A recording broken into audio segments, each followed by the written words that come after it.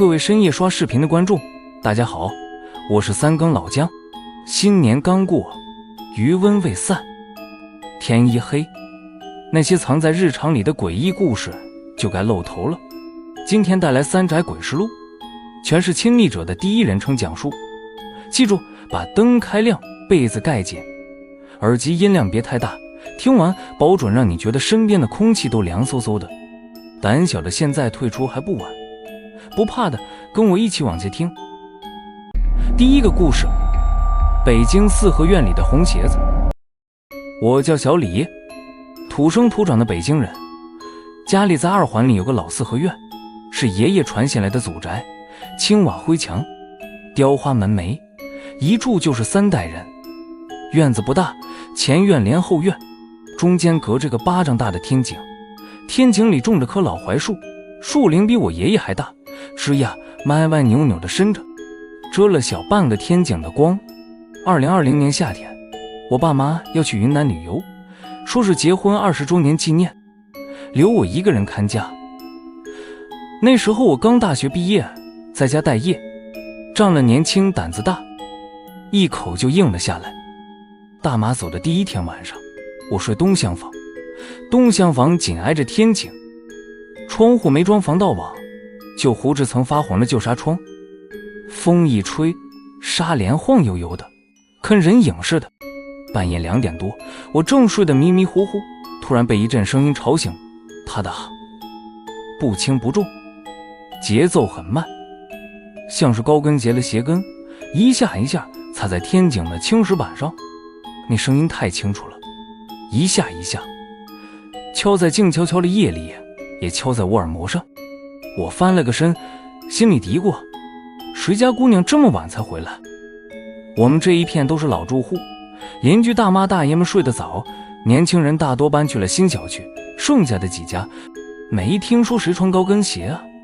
再说了，我家没人穿高跟鞋，我妈偏爱平底布鞋，我更是运动鞋不离脚。我以为是隔壁院的租客晚归，没当回事，拽了拽被子，想接着睡，可那脚步声不紧不慢，像是在天井里绕圈，一下2下，没完没了，愣是沉到后半夜才慢慢消失。第二天晚上差不多还是那个时辰，那啪嗒的声响又来了，这一次更近，像是从天井的石板路一路走到了我东厢房的门外，然后就停住了，静悄悄的，没有一点别的动静。我躺在床上，眼睛睁得溜圆，后颈的汗毛一根根竖了起来。这一次我敢肯定，脚步声就是停在我的门外，离我不过一扇门板的距离。我年轻气盛，咬了咬牙，摸过床头的手机，打开手电筒，猛地掀开被子下床，哗啦一声拉开了房门，手电筒的光刷地扫出去，院子里空空荡荡，老槐树的影子被月光拉得老长，像个佝偻的老人垂着枝桠，青石板地上积着薄薄一层灰尘，连只野猫都没有。可我的目光往下一落，浑身的血瞬间就凉了。我的房门口就那么摆着一双红色绣花鞋，是那种旧式的尖头鞋，鞋面是正红色的绸缎，绣着缠枝凤凰的图案，针脚细密的有些过分，凤凰的眼睛用黑丝线绣成，竟像是在眨动。鞋帮有些磨损，看得出有些年头了，鞋底却沾着湿漉漉的泥，像是刚从外面的雨地里踩进来，一路从院门口延伸过来，正好停在我的门槛边。我吓得魂都飞了，手里的手机啪地砸在地上，手电筒的光乱晃，把那双红鞋的影子投在墙上，像2只垫着脚的小脚。我连捡手机的勇气都没有，砰的一声关紧房门，后背死死抵着门板，大口大口地喘着粗气，心脏跳着快要撞碎肋骨。那双鞋就那么在我的门外放了整整1夜，我1夜没睡，耳朵贴在门板上，听着外面的动静，可除了风吹过槐树叶子的沙沙声，什么都没有，静得吓人。第3天早上，天刚蒙蒙亮，天边泛起鱼肚白。我哆哆嗦嗦地挪到门边，透过门缝往外看，地上干干净净的，那双红绣鞋不见了，连半点泥印都没留下，仿佛昨晚的一切都是我的幻觉。我松了口气，拉开房门，却在低头的瞬间，头皮猛地炸开。我放在门口的拖鞋上，赫然多了2道小小的泥印，那泥印很浅，却很清晰，像是被一双小脚踩过，正好印在拖鞋的鞋面上，和昨晚那双红绣鞋的鞋底纹路隐隐有些相似。我吓得腿都软了，扶着门框才站稳。当天上午，我赶紧跑去敲隔壁张大妈家的门。张大妈在这院里住了一辈子，什么陈年旧事都门儿清。我把昨晚的事一说，张大妈的脸唰地就白了，手里的菜篮子哐当掉在地上，青菜滚了一地。她拉住我的手，声音都在发抖：“傻孩子，你怎么敢一个人住啊？这院子以前死过人的。”张大妈说，民国的时候，这院子住过一个军阀的姨太太。那姨太太长得漂亮，最爱穿红绣鞋，屋子里摆着好几双，全是自己亲手绣的。后来军阀失了势，姨太太被抛弃在这院子里，没人管，没人问，最后就在东厢房里上吊自杀了。尸体抬出去的时候，脚上穿的就是一双绣着凤凰的红鞋。张大妈拍着大腿，打那以后，但凡有人独住，半夜就会听见高跟鞋声，门口还会凭空多出那双红鞋子。老一辈的人都说那是姨太太的鬼魂回来了，在找替身呢。我听得浑身发冷，鸡皮疙瘩掉了一地。当天下午，我就收拾了行李，连滚带爬地跑去朋友家住。爸妈旅游回来后，我把这事一说，他们也吓得够呛，二话不说就联系了中介，把这住了3代人的老4合院低价卖了。现在我住进了新小区的商品房，可每次在街上听见高跟鞋的声响，我都会下意识低头看脚，生怕脚边冷不丁多出一双沾着泥的红绣鞋。绸缎面泛着冷光，凤凰的眼睛由黑丝线绣着，正冷冷地盯着我的脚。你说那双鞋子是在找替身吗？北京4合院的红鞋子已经够让人背脊发凉了，一双实实在在的鞋，藏着一段尘封的怨魂往事。可有些鬼事比实实在在的东西更吓人，比如那些朦朦胧胧若隐若现的影子，飘在窗外，藏在雾里，让你分不清是幻觉还是真的撞了邪。接下来这个故事发生在杭州，一座被烟雨浸润的城市。故事的舞台是一栋靠着西湖的老公寓，藏着一个雾夜里的女鬼。第2个故事，杭州老公寓的窗边女鬼。我叫小雨，杭州人。这事发生在2018年。我那时刚大学毕业，在西湖附近找了份工作，为了上班方便，就在公司旁边租了间老公寓的3楼。那栋老公寓是80年代建的，红砖外墙，墙皮斑驳得厉害，露出里面灰色的水泥。楼道里的声控灯坏了大半，走夜路得自己打手电筒。我租的那间屋子，窗户正对着一条窄窄的小巷，巷子对面也是一栋一模一样的旧楼，挨得很近。站在窗边，伸手几乎能碰到对面的墙。杭州的夏天，空气里总是飘着湿漉漉的雾气，把对面的楼照得朦朦胧胧的，像是一幅晕染开的水墨画。搬进去的第1个星期，什么事都没有。我每天上班下班，做饭洗衣，日子过得平平静静。可从第8天开始，怪事就来了。每天晚上11点多，我躺在床上玩手机，总能从窗帘的缝隙里看到对面楼的3楼窗户站着一个模糊的女影。她长发披肩，穿着一身白裙，身形纤瘦，就那么直挺挺地站在窗边，一动不动，侧脸对着我这边，像是在盯着我的窗户看。我一开始以为是对面的租客，大概是晚上睡不着，站在窗边吹风或抽烟。毕竟老房子的租客多，作息乱也正常，我没往心里去。可渐渐的，我发现不对劲，那女影只在晚上11点到12点之间出现，一分不多，一分不少。对面的窗户都是黑洞洞的，连一点灯光都没有。我特意留意过白天，对面的窗户关得严严实实，窗帘拉得密不透风，看不出半点有人住的迹象。我心里犯嘀咕，却还是安慰自己，也许是人家上夜班白天睡觉呢。直到那天晚上下着瓢泼大雨，雨下得太大了，噼里啪啦砸在窗户上，像是有人在外面敲玻璃。我被尿意憋醒，凌晨1点多路过窗边，忍不住伸手拉开窗帘，想看看雨势有没有变小。外面电闪雷鸣，惨白的闪电划破夜空，照亮了对面的楼。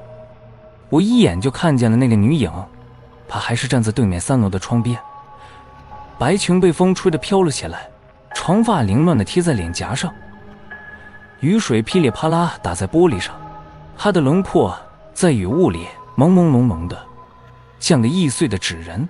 可我盯着看了几秒，浑身的血液瞬间凝固了。对面那扇窗户明明是关着的，玻璃上还蒙着一层厚厚的灰，一看就是常年没开过的样子，风根本吹不进去，她的裙子和头发怎么会飘起来？我吓得手一抖，窗帘唰地落了下来。我连厕所都不敢去了，跑回床上，蒙着被子，牙齿咯咯打颤，心脏跳得快要炸开。窗外的雷声一声比一声响，每一道闪电划过，我都觉得那个白裙女影正隔着窗户冷冷地看着我。我睁着眼睛熬到了天亮，雨停了，太阳出来了，雾气散了。第二天白天，我壮着胆子跑去对面楼问物业。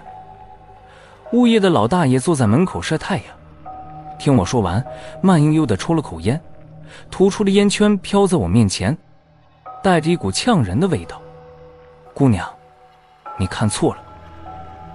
老大爷说，那间3楼的房间已经空置2年了，根本没人租。不可能，我急得声音都尖了，我天天晚上都看见有人站在窗边。老大爷摇了摇头，指了指对面的3楼窗户，你自己看，那窗户早就用木板封死了。我顺着他的手指看去，浑身冰凉。对面3楼的窗户果然被几块破旧的木板钉死了，缝隙里塞满了报纸，别说站人，连只蚊子都飞不进去。那房子邪性得很。老大爷叹了口气，20年前住过一个女老师，那女老师长得漂亮，心肠也好，就是情路不顺，被男朋友甩了。后来就在一个物业里从3楼的窗户跳了下去，尸体就落在巷子里，头都撞碎了。老大爷的话像一把冰锥，狠狠扎进我的心里。我失魂落魄地回了家，脑子里一片空白。更诡异的事还在后头。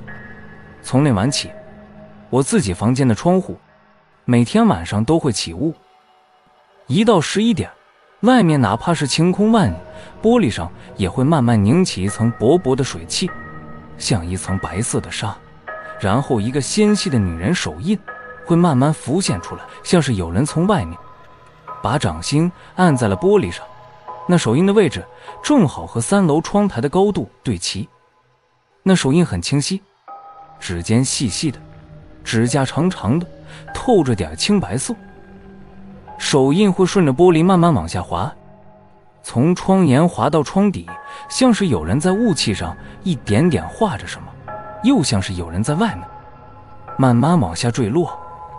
我每天晚上都能看见那个手印，却不敢擦，也不敢开窗。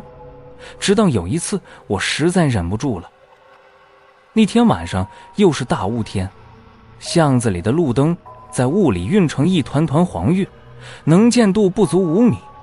我壮着胆子在11点准时拉开了窗帘。外面大雾弥漫，巷子里空无一人，连狗叫声都没有。而我的窗户玻璃上，那个手印清清楚楚地印在那里，指尖朝上，掌心对着我，像是在求救。我盯着手印，浑身发抖。突然，手印下面雾气里慢慢浮现出一张女人的脸，她的脸色苍白得像纸，长发湿漉漉的贴在脸颊上，眼睛黑沉沉的，没有一点光，正直勾勾地盯着我。她的嘴角慢慢上扬，扯出一个很诡异的笑，那笑容很僵硬，像是被人用线牵着的木偶，嘴角几乎扯到了耳根。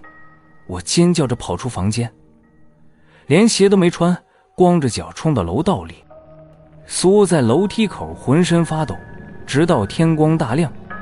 第二天我就搬了家，连押金都没要。退房的时候我问房东，房东才吞吞吐吐地告诉我，我住了那间3楼，20年前就是那个女老师跳楼前住的房间。从那以后，每到雨夜或者雾夜，对面的空房间还有我住的这间屋子的窗户，总有人看到她的影子。现在我也住进了新小区，窗户上装了厚厚的遮光窗帘，白天都不敢拉开。可每到雾气大的晚上，我还是会被噩梦惊醒，总觉得外面有个白裙长发的影子正站在窗边，朦朦胧胧地看着我，嘴角挂着诡异的笑。你说那个女鬼，她是在等谁？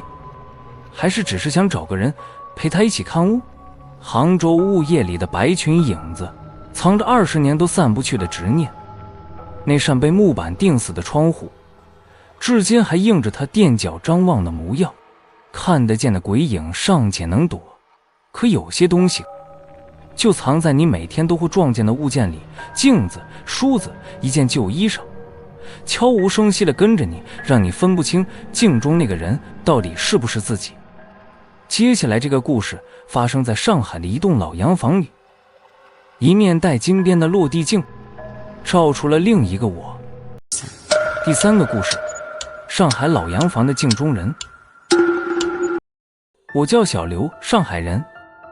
这事发生在2017年，我当时刚换了工作，手头有点紧，想找个便宜的房子过渡一下。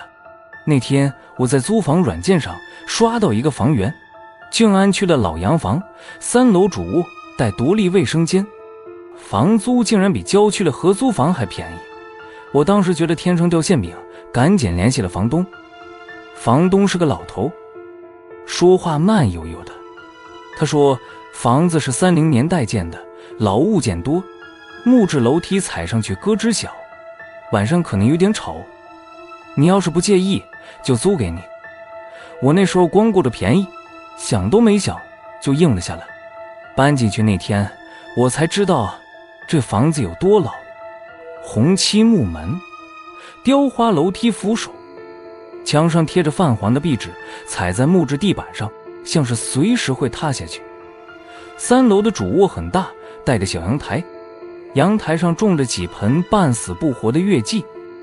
最显眼的是房间里摆着的一面巨大的落地镜，那镜子镶着金边，镜框上雕着繁复的花纹，有些地方的金漆已经剥落，露出里面的铜锈，镜面有点发乌，却依旧很清晰，能把人的影子照得一清二楚，连脸上的毛孔都看得明明白白。我当时还觉得这镜子挺有格调，没多想，搬进去的第1晚，我累得够呛，倒头就睡，半夜被尿意憋醒，迷迷糊糊地爬起来，想去卫生间。路过镜子的时候，我无意瞥了一眼，镜子里的我正站在原地看着我。我揉了揉眼睛，抬手挠了挠头，镜子里的我慢了半拍才抬起手。我愣了一下，以为是自己没睡醒，产生了错觉。毕竟熬夜搬家，脑子昏沉沉的。我晃了晃脑袋，没多想，上完厕所就回床睡了。第二天晚上又是半夜，我被一阵奇怪的声音吵醒，像是有人在敲镜子。我睁开眼，借着窗外的月光看去，那面落地镜安安静静地立在那里。我松了口气，翻身想接着睡，却突然想起昨晚的事。我鬼使神差地坐起身，盯着镜子看，镜子里的我也坐着，和我一模一样。我对着镜子慢慢抬起手，招了招手，镜子里的我果然慢了半拍，才抬起手朝我招了招。这一次我看得清清楚楚，不是错觉。更让我毛骨悚然的是，镜中人的嘴角慢慢咧开一个笑，那笑容没有声音，嘴角却越咧越大，直到能看见牙床，眼睛里没有一点笑意，只有一片冰冷的黑。我吓得后背发凉，赶紧躺回床上，用被子蒙住头，却怎么也睡不着。那面镜子就在我的床边，离我不到3米远。我总觉得有一双眼睛正透过镜子冷冷地盯着我。第3天晚上，我干脆没开灯，躺在床上，眼睛死死盯着那面镜子。月光从阳台照进来，落在镜面上，泛着一层冷光。镜子里的我站在那里一动不动，眼睛在昏暗的光线下黑得发亮，像是2颗浸在水里的黑珠子，透着点诡异的光。突然镜中人动了，不是跟着我的动作动，是他自己动了。他先对着我慢慢扯出一个笑容，那笑容越来越大，越来越诡异。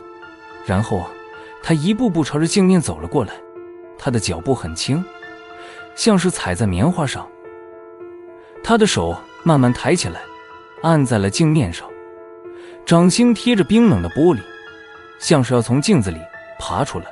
我能清楚地看到他的手指在镜面上慢慢蜷缩，指甲很长，泛着青白色的光。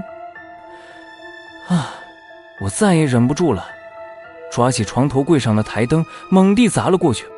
哐当一声巨响，镜面碎裂开来，玻璃碎片掉了一地，在月光下闪着寒光。我喘着粗气，盯着地上的碎片，浑身发抖。可下一秒，我的血液就凝固了。每一块碎片里都映着一张脸，那张脸和我的脸一模一样，却带着一个诡异的笑容，嘴角扯到耳根，眼睛黑沉沉的，正对着我笑。我吓得魂飞魄散，连行李都顾不上收拾，光着脚冲出房间，顺着木质楼梯往下跑。楼梯咯吱作响，像是随时会断掉。我一口气跑出老洋房，跑到街上，直到看到路灯下的行人，才瘫软在地，放声大哭。第二天我联系了房东，说什么都要退房。房东倒是没为难我，还退了我押金。临走的时候，房东才跟我说了实话，那一面镜子是以前的住户留下的。房东叹了口气，30年代这房子住过一个外国女人，后来她丈夫出轨，她受不了打击，就在主卧里上吊自杀了。她的尸体吊在镜子前，3天后才被人发现。房东说，从那以后，租客换了一茬又一茬，都说是半夜看到镜中人在动，还有人说镜中人会对着自己笑。那镜子我也害怕，没敢扔掉。房东摇了摇头，后来我也懒得管了，就当是个念想吧。我听得浑身发冷，一句话都说不出来。现在我住进了新公寓，精装修，现代化，房间里再也不敢放落地镜，就连洗漱台的镜子我都贴了一层磨砂膜。可偶尔洗漱台的镜子起雾时，我总觉得雾气后面有个人影在模仿我的动作。我抬手，他也抬手，我微笑，他也微笑，嘴角却扯得比我大得多。你说镜子里那个东西是另一个我，还是那个上吊的外国女人？好了，本期3个投稿的故事就到这里，希望今晚大家都能睡个好觉。别想太多。喜欢这期内容的小伙伴，记得帮老姜点个赞，按下订阅并开启小铃铛。如果你也有让你无法解释，甚至毛骨悚然的亲身经历，或者听过身边朋友的恐怖遭遇，欢迎投稿到频道下方的投稿表单，或者直接在评论区留言，老姜会认真阅读并挑选合适的故事，在节目里用第一人称帮你讲出来，让更多人一起寒一个晚上。下期不见不散，晚安，做个好梦哦。